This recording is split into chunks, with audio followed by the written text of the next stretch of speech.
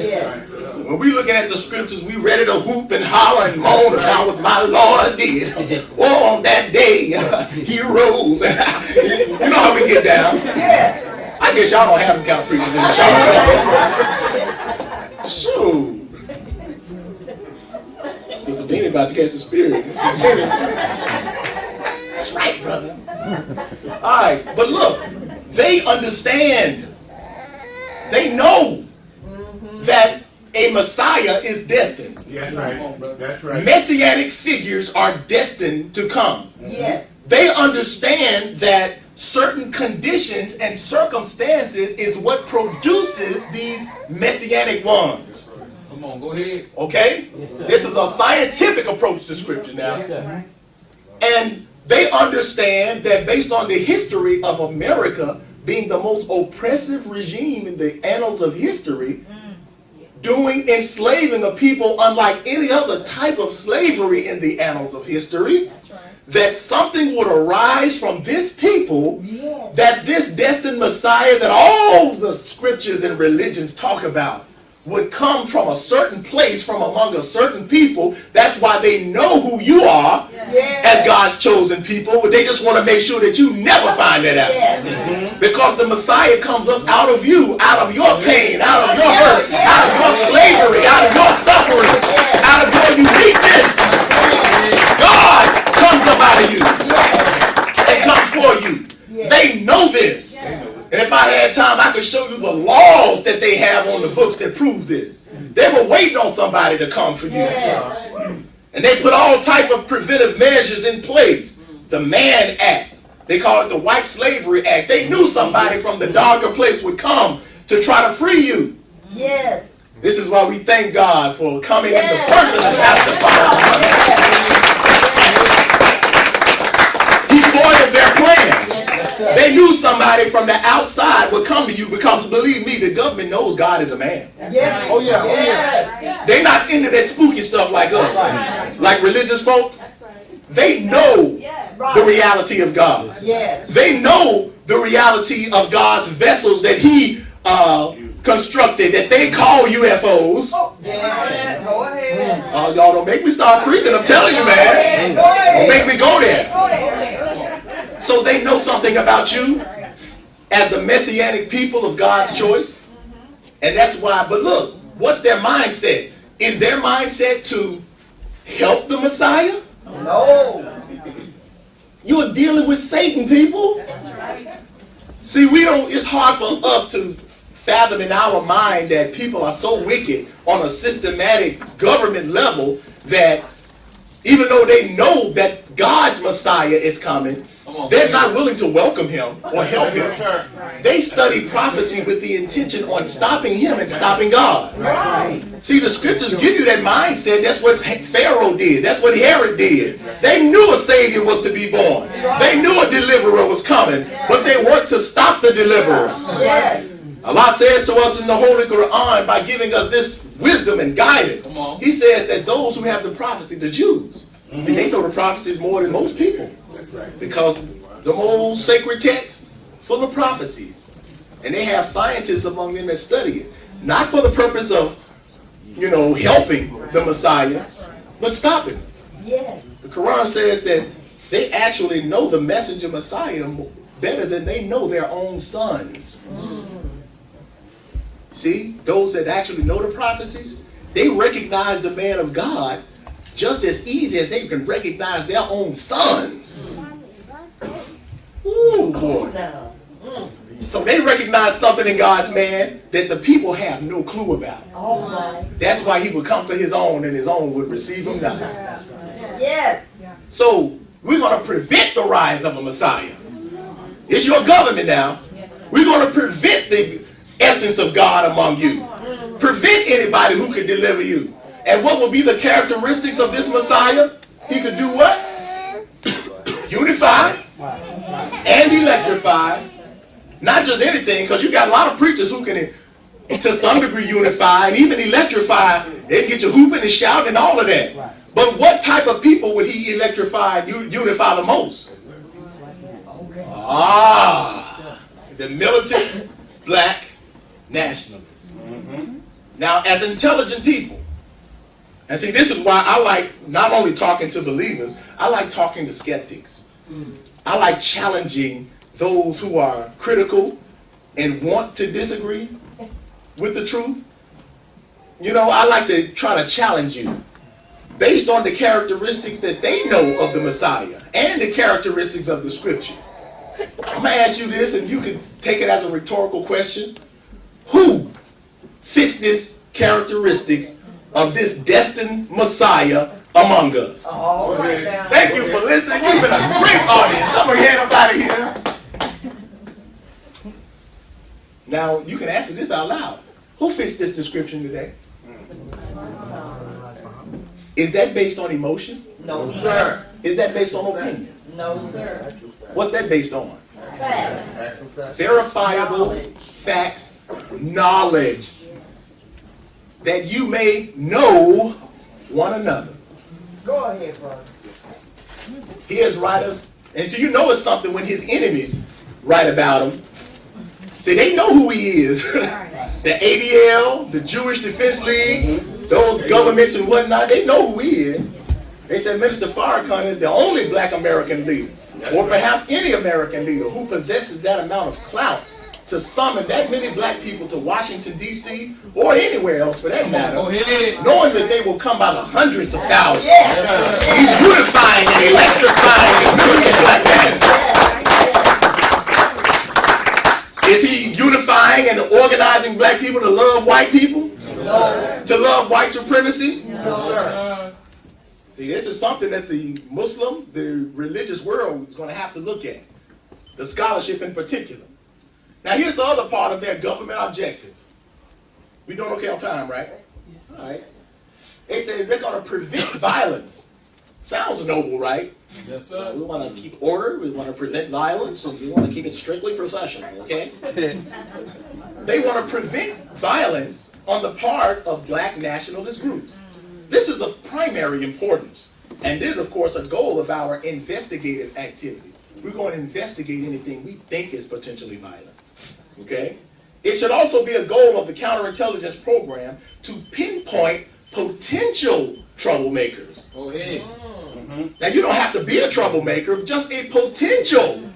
You have the characteristics of causing trouble. And by when they say troublemaker, they just mean somebody that disrupts white supremacy. Right? So if you just have the potential to be a troublemaker by coming down to that mosque, listening to what the Muslims and the Nation of Islam has to say, we got to scare some of y'all now. But this is what they want to do to those who are even just potential troublemakers. We want to neutralize them before they exercise their potential of violence. So in other words, you ain't even got to do nothing. We're going to neutralize you, which is a nice word for kill, get rid of. When you neutralize odors, what do? When you neutralize the roaches and stuff in the house, what do? So we want to destroy and kill them before they even get a chance to do something. Right. That's right. I feared for my life, therefore I shot him. Right. Even though he was 20 yards away and running from me, That's I right. feared for my life. That's right. It's a potential for violence. That's right. Come on, brother. This is how that Satan thinks now. Go ahead. Go ahead. And this is how Satan has documented this. So if you'll notice, again, knowing the history of Islam and black Islam in America, particularly the Nation of Islam, we're an unarmed group. Go ahead now. We're not even allowed to carry weapons and possess weapons. We're an unarmed group, Go ahead. yet there have been many altercations where armed, heavily armed police who outnumbered us have ran up on the Muslims. That's right. That's right. They came, but they were limping back, you know what I mean? Go ahead. That's right. But knowing that the Nation of Islam has a position that, look, we're peaceful people, but yeah, we'll fight back now. I mean, Yeah. we'll face your guns if have to. Right. That's right. That's So right. that's a potential for violence. And who has shown that more than anybody? These black Muslims, Nation of Islam. Notice that they're having investigative activity. And we're going to surveillance them. We're going to trump up charges on them, whether they do anything or not. Yeah. The fourth objective. Everybody all right? Yes, sir. He said they're going to prevent militant black nationalist groups and leaders from gaining respectability. In other words, we don't want the masses of black people to even respect those leaders and groups. So what are we going to do? We're going to start by discrediting them. Yeah, we'll lie on them. It don't matter. We're the white man. That's what we do. We'll lie. We put up the propaganda. Anything to discredit you. Yeah. That's right. How do you discredit? You have access to the media, mainstream media. You can put anything you want to out there. True or not. So to show you that we fall for the mainstream propaganda, how many of us, especially before coming here, at some point you thought that the Muslims didn't even believe in Jesus? You see, that's part of the propaganda. Ooh, I got a good one. Y'all niggas killed Malcolm. See? That's what they say. Do you have anything to base that on? Hell no, I saw a movie though, so y'all niggas killed Malcolm. That's right. Yeah. See, when people talk like that, that's clear evidence that you already falling for the propaganda. If the white man ain't got no evidence to support that, what the hell you look like? Quoting the white man who ain't got no evidence. And it goes to show that you really don't even know the psychology of a Muslim at that, especially in the Nation of Islam. Now look, first of all, the Nation of Islam did not kill Malcolm. Come on now. That's right. And to show that Negroes don't read, hell, the government takes credit for their destruction of Malcolm. Well, how many Negroes reading the counterintelligence program? Right. How many Negroes are reading the fact that they had their own government agents as posing as Malcolm's bodyguard? Right. Helping speed up Malcolm's death. Gene Roberts has his name. You don't even bring him up. But you go by the little propaganda, the Muslims killed it. Look, I'm going to say this just very plainly, because obviously they don't know us. No, that's right. If a Muslim in the nation were to kill you, believe me, we would not run away from that part. Go ahead. We would not run away from it. See, people judge us based on their little cowardice. Go Because if you would have done it, you would have been running and hiding and stuff. Hell no. If we felt like you worthy of death, then we ain't gonna run from it. No. It's like somebody you gonna rape my sister, or you try to do something to my wife. Hell, I'll kill you. I'm the most peaceful Muslim in the Nation of Islam. I'm the happiest, smilingest, non-confrontational Muslim in the entire Nation of Islam, in my opinion. But hell, you do something that violates the sanctity of us, hell, then I'll kill you. That's right. That's right. You won't run from me now. That's just real, y'all. But we have to prevent the Muslims from gaining respectability. So we have to discredit them. But look, they are so conniving, and they are so, now look, you got to give it up for the white man. Them folks cold, boy. They can discredit, according to them, 3 different segments of the community. One, we want to discredit them to the responsible Negro community. What do they mean by responsible Negro? You know, these are good black people that don't cause no trouble. They don't threaten white supremacy. Right. You know, they just going about their business. They go to church, they serve God, they work 9 to 5, they have a family, just good people, you know. Right. So the enemy does not want that segment of our people to be electrified or possibly unified onto the real movement that will save our people. Yes. So we have to scare that group, the responsible Negro, into believing, look, don't you associate with them.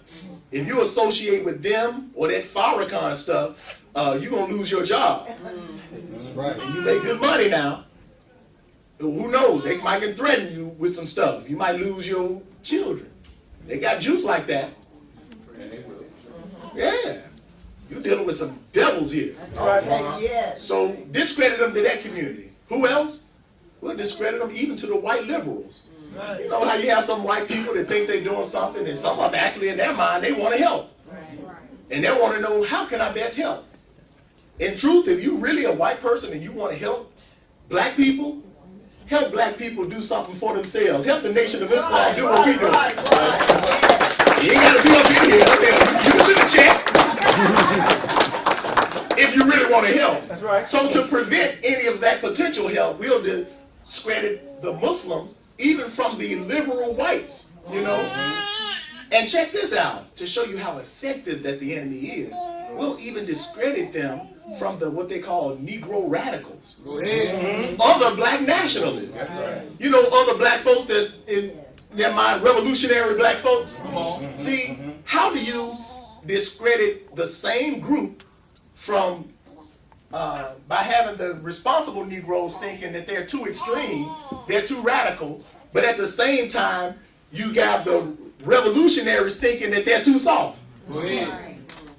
I see Farrakhan went soft on me, man. See, y'all into this stuff, man. Y'all into that Scientology stuff. See, discrediting. That's right.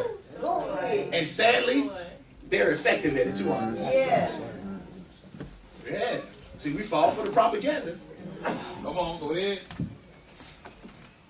Lastly, the fifth, a final goal should be to prevent the long-range growth of militant black organizations, especially among youth. They said that specific tactics to prevent these groups from converting young people must be developed. Now, these are long-range goals here. Go ahead. Go ahead. Now, according to America, they say that the counterintelligence program officially dissolved in the early 1970s. So this program is no longer existing. But notice they said they have long-range goals, right? And one of the most important aspects of their long-range goals is to prevent the long-range growth of these organizations. Come on. How do you do that? You make sure them children don't know who the hell they are. Right. Make sure the children are totally disattached from the news. It's a wise strategy. It's a wise strategy, and unfortunately, it's an effective strategy. How do you do that? After the Million Man March, especially after 9/11, Come on. Go ahead. the enemy realized that as long as we had Minister Farrakhan on television, even though they were lying on him all the time, That's right. it still worked in our favor. Because a lot of people were able to see past the slander, past the lies, and they heard Farrakhan for themselves. They like, oh, well, Farrakhan ain't say that. They lied on the minister, man. So as long as they would have the minister on interviews, and he would be kicking their butts on these interviews. right. Come on. They put their best journalism before the minister. The minister stank. Yeah. Yes. And oh, he would be so smooth in the way that he would do it. Oh, man, I'm gonna the man, man. Shit, man. That's a champ right there, man. I'm gonna get like that one day, man. I want to be able to kick their butts with a smile on my face. Oh, you devil, you. He'll have all these nice, pretty words, but what he's really saying is, oh, go to hell. Yes, sir. But, see, how do you prevent young people from gravitating toward the movement? Well, you take them out of the media. Because, out of sight, so especially after 9/11, and don't you know, even after 9/11, Minister Farrakhan was the most vocal leader, black or white, in exposing the atrocities behind 9/11 and what the American government was doing. But now he was no longer in the mainstream media. So after that time, people were coming up to me and stuff, and he probably came up to you too, like, hey man, where's Farrakhan at, man? He ain't dead, is he? That's right. They just didn't see him in the media. So that was a strategy that was very effective. A media blackout. Yes. Not only that, but they had a de facto ban on him from college campuses. Yes. Yes. Even though Farrakhan was the most sought after speaker in the world. That's right. Especially among black people. That's right. Black students want a man. Can we get Farrakhan at our campus? That's right. But the Jewish stronghold, That's right. who helped finance and guide black education, That's right. basically made offers to these black college presidents that they couldn't refuse. So Farrakhan was pretty much banned from black college campuses. So now you remove his face, his image, his voice, his wisdom from the masses of black youth, and what results from that? You have a whole generation coming up never even hearing about the ministry. Yes. Here's a man who led and organized the largest, most powerful demonstration of black unity in the history of the modern world. The Million Man March. Right. Come on. Nothing in your history books. Yes. Nothing in your educational curriculums about it. Nothing in the media about it. You see, they just wipe it out of the way because they got that kind of juice. His enemies do. But what's the result of that is that black youth are become devoid of benefiting from the wisdom that he offers. Yes. So instead of being militant, black, organized, yeah, you just trapping now. Hell, you just smoking, yeah, you just doing your thing. And our community is going to hell more and more and more. See, Farrakhan knows who you are. Yes. He knows that you're the people of God. Yes. He knows that this young generation is the best that we've ever had. Yes. But the enemy knows it too. That's right. Yes. The enemy is like, oh hell no, you ain't finna hit no Farrakhan. That's right. So long range growth. But notice, specific tactics to prevent these groups from converting young people must be developed. Now the enemy is wise and he puts forth specific tactics, Yes. effective tactics. Now I kind of have to make us think reflectively. Do we have tactics to keep and gain young people, to perpetuate the movement? Okay now. Yes. Yes. You know, of course I don't have time, but one of the things I like to do when I go visit cities, I like to sometimes try to have time with the young ones, the millennials.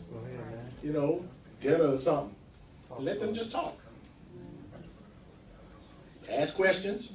Yeah, I know they're crazy, but there's something special about them too. Yes, it is. That's right. Yes. And whenever they get it, oh, they get it. Yes. But one thing we have to understand too, grown folks, is that we should not expect them to be just like us. That's right. Come on. God has something else for that. And young people today, they not into this religion stuff the way we are. Right. The way older people are. Facts. All this religiosity stuff. See, Islam, the nation of Islam is for them. But not Islam in the religious sense. Right. Right. The truest essence of Islam, which is freedom, justice, and equality. That's our Islam. That's their Islam. You let them catch on to that. Damn it, it's over for this end. That's right. So we have to put some type of emphasis on our young ones. That's something dear to my heart, you know. And I'm not going to stay too much on this, but I'm going to get ready and start to wind down. Got to watch it, trying to show off, y'all. I'm going to start to wind down with this, because remember, with the scripture that we started with from the Holy Quran, Allah created us into tribes and families with the purposes of knowing one another. That's right. He wants us to know the characteristics, the propensities, the habits, the instincts of different types of people so that we can know how to be successful in this world. We have to know the characteristics of the enemy. Yes. We have to know the true characteristics of a true friend, brother and sister. Yes. And Allah gives us all these different characteristics in the Quran and in the scriptures in general so that we can start to make those distinctions and measure people and their characteristics based on these criteria that are laid down. Right. Right. Fortunately, Allah even gives us insight into the mind of the satanic rulers and oppressors that govern us, so that we can know how they think to a certain degree and be able to maneuver past all of their traps and be sucessful and overcome this world. Yes. Are not practicing Islam. Right. Yes, sir. So I'm reminded of what Allah tells us about the Arab culture. And you see why we don't follow that. That's right. This is why, from a historical record, ever since the white man came out of the cave, darker world, especially throughout the greatest resistance to European colonialization, to European slavery, came from Islam. Now, look at it. Just about all of the colonizers, in their own words, will tell you, in their writings, in their historical records, their greatest problems came with these, as they call them, Mohammedans. among the Africans. In a sense, that's kind of the purpose of scriptures. A lot of the stories you read in the scriptures, some of that stuff didn't even happen. Right. Go ahead. It's prophetic guidance. Go ahead. Go ahead. Allah is giving you the mindset. It's happening now. You know? But it's prophetic guidance. So, take Pharaoh, for example. Pharaoh is mentioned in both Bible and Holy Quran. Slave master. Yes. A wicked, oppressive, corrupt ruler.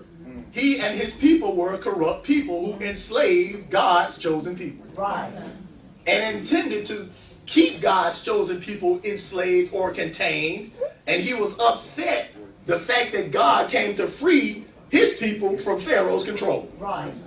But this gives us an insight into the mind of Pharaoh. See, Pharaoh, the oppressor today, has certain fears.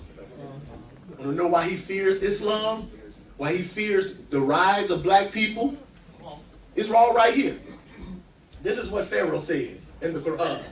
Leave me to slay Moses. Damn. He was a man of God, raised by God to free God's people. But what's the Pharaoh's mindset? Kill him. Leave me to slay Moses and let him call upon his Lord. Let him call upon his God. Even though his God is real.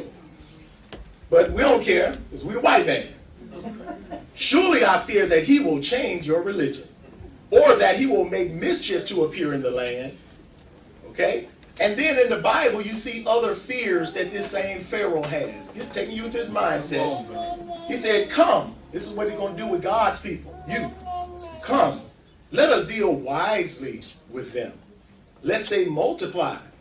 And it come to pass that when there falleth out any war, they join also to our enemies and fight against us. Right. So let's just get them up out of this land. Go ahead. That's fair. Let's take some of those pieces and just analyze it, and we'll be out of here, all right? I honestly think we already really made the case, right? Right. Yes, sir. So this is just like little supplemental information, just in case you still had a little bit of doubt and you were going to try to wiggle your way out, not to knowing that Islam is the solution. We'll stick around. Add a little more. That's So right. Pharaoh said, surely he, the man of God, will change your religion.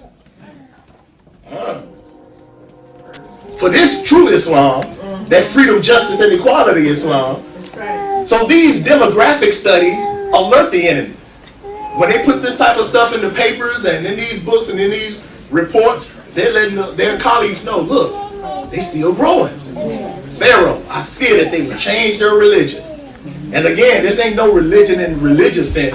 It's changing the mindset, Right. changing the behaviors. Not only do I fear that he will change your religion, but in my mind as Pharaoh, I think that that's making mischief in the land. That's right. And troublemakers. They're disrupting our system of white power. Yes. Everything that we try to do to maintain power, those doggone Muslims get in between it. That's right. Farrakhan mess around and say something and expose our plans. Goodness. So now, y'all heard this thing where the FBI have the new stuff, same COINTEL program. Right. Black identity extremists. That's They don't know what to call you now. The terrorist thing didn't work. But all of it is targeting the Nation of Islam. Yes, it is. This picture right here came from, oh my God. Probably I'll have the citation right there. Maybe the Wall Street Journal. They didn't mention the minister by name in the caption or even in the article. But they were talking about something that they made up called explicit bias. So they're training police officers. And you know, many police departments around the country are actually trained by Israeli Mossad, ADL, That's right. the same people that hate the minister, That's right. his staunch enemies, are the same people that train police departments. That's right. Yes. And you wonder why they killing black people wholesale. Hell, they trained by Satan. That's right. But in this training of police training, they talk about explicit bias, kind of like racially insightful language. And whose picture do they have right there, smack dab in the middle? Right. See, this is why all of this is targeted. If we can stop the Muslims, Yes. because they're the only thing standing between our plans and black people's salvation. They're making mischief in the land. Yes.